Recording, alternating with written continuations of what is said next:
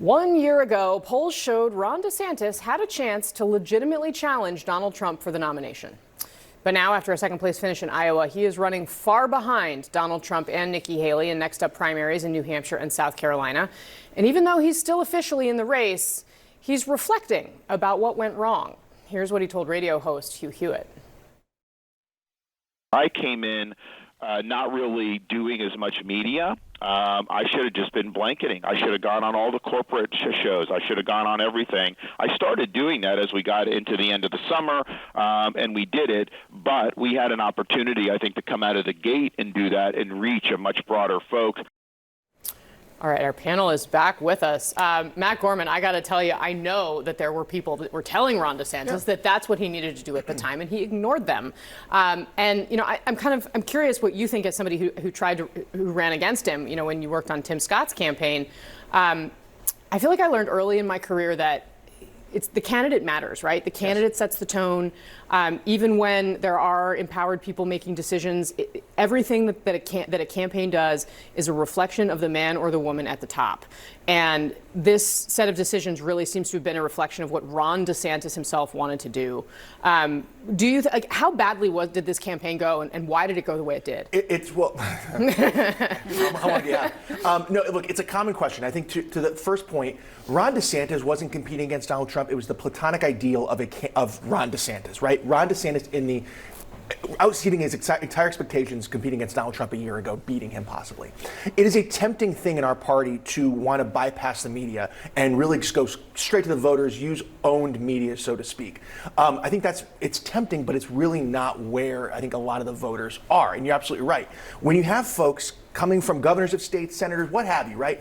It's like you're the valedictorian of your high school and you're all applying to Harvard. Everyone thinks what they did is very special, important, different, and they rely on that past experience to get them there, but they realize very quickly there's a lot of other people like them. They might be more talented, might be less talented, but you're all of a sudden competing in a smaller pond, and it's not the same. Right. I mean, it is just a crucible. I mean, everyone I've covered who has come into this process thinking like they know how to do it all. Yeah. They have no idea what the platform is like. Chris, you seem anxious to get in. Well, I've talked about this, especially with other political operative friends of mine, for years, because people think that running for president is the same as running for governor or running for Senate, especially from a big state. Well, Florida's a big state, right? I mean, how much harder can it be? Look at this stage I can stand on. It is incredibly different, right? Yeah. Because of the stakes, because of the issues, because of the debate, the dynamics, especially in this race. I mean, it was absolutely illogical to me, just looking at this as objectively as I could, why DeSantis, if you're going to challenge a Godzilla like Donald Trump, who is such a force, and just attracts attention, why would you have waited as long as he did to get in the race? Yeah. What were you waiting for? Right. Yeah. And so from that, I think, to how he ran was, one illogical step after another. But, I caution to say this, but even if I was being kind of like even more, fair to DeSantis and even Haley, right? Or generous. That's probably a better way of putting it. I'm not sure even the most perfect campaign could have changed the dynamics of this race. It would have taken one, and even then, it's not to say it would have worked. Yeah, exactly. Yeah. So Molly, you have a specialty of kind of digging into the people and writing about them in a way that I have always loved. And this is what the Politico magazine had to say about DeSantis's campaign and the man himself. They wrote, quote, "The candidate did not match the hype. He was less than advertised. In person, he was a diminutive politician. The campaign introduced him to the nation as a bright but socially awkward introvert, a nerd who did not enjoy people, which was a problem since voters tend to be people." What do you make of that? I mean, DeSantis he's gotten better on the stump. I mean, when you see him in Iowa, he's a different guy than the candidate I saw running for governor and kind of in his early campaign stops, that disastrous launch on Twitter. Part of me wonders, a lot of Republican nominees have actually been people that have run for president more than once because they learn a lot the first time around, they get better, they do it again, they actually win the nomination. But this was not a guy I don't think that anyone had a lot of confidence would come out of the gate as an extraordinarily strong candidate in person. What role do you think that played in how this went? Well, look, I think It's possible that we're making too much of Ron DeSantis's personal defects, right? A lot of Republican voters still like him very much. They just don't like him as much as Trump. And you will hear a lot if you're out on the campaign trail. I think the guy would have been great for 2028. I just wish he would have waited in line because they just didn't want to put him above Trump. So why was he polling above Trump in the beginning, and then when because people got to voters know were him, it open fell? to turning the page, and then they weren't, right? And, Right, but that has to have something to do with DeSantis Yes. the person, right? Yes, and look, the problem was not DeSantis's media strategy. The problem was hubris, right? It's a cliche. I'm sure my consultant friends here have said it many times. Politics is addition, not subtraction. And so anytime you're saying, no, I don't need you, I don't want you, even if it's to the dreaded corporate media, and so of course we in the corporate media are going to be taking a bit of a victory lap about him saying this, but it's true.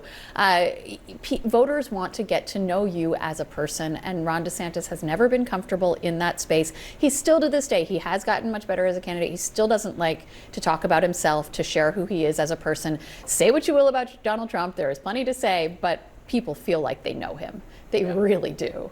And he lets people in that way, and that's not something that Ron DeSantis has been comfortable doing. Right. Let me ask you, Matt, about all the money that's been lit on fire, because there's been a lot of it in the DeSantis campaign. So Politico continues to write here, one way to determine who will win the Republican nomination is to ask the biggest GOP donors what they think and bet the opposite.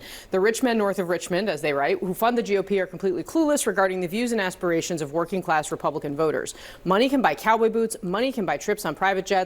Money cannot buy love in a presidential race. I feel like we have learned this lesson over and over again. We refuse to cycles. learn it. Like, consultants refuse to learn it because it's more profitable keep for them making not money to learn it. Yeah. on it. Look, money's important, but it's not the first driver. Money doesn't lead, then polls follow. It's the reverse, right? How many times? I thought we learned this in 2016. I worked for Jeb Bush. Right. $100 million. Super PACs cannot run campaigns. Right. Actual campaign has to be run. Super PACs have a role. They're the place kicker. They're not the quarterback of this thing, right? Having access to the candidate, being able to be with the candidate, that is what matters. Super PACs are an additive. They're not a substitute for a campaign. Consultants refuse to learn it because it's, again, that's more profitable for them not to. But, that is something, again, DeSantis will have to learn it. And we'll have this exact same discussion probably 4 years from now when somebody thinks they can crack the code again. It's not going to be the case. And one other point, I think, too, Trump was everywhere in 2016. We forget that. I mean, rhetorically, think how many times you talked to him on the campaign trail in 2015 and 2016.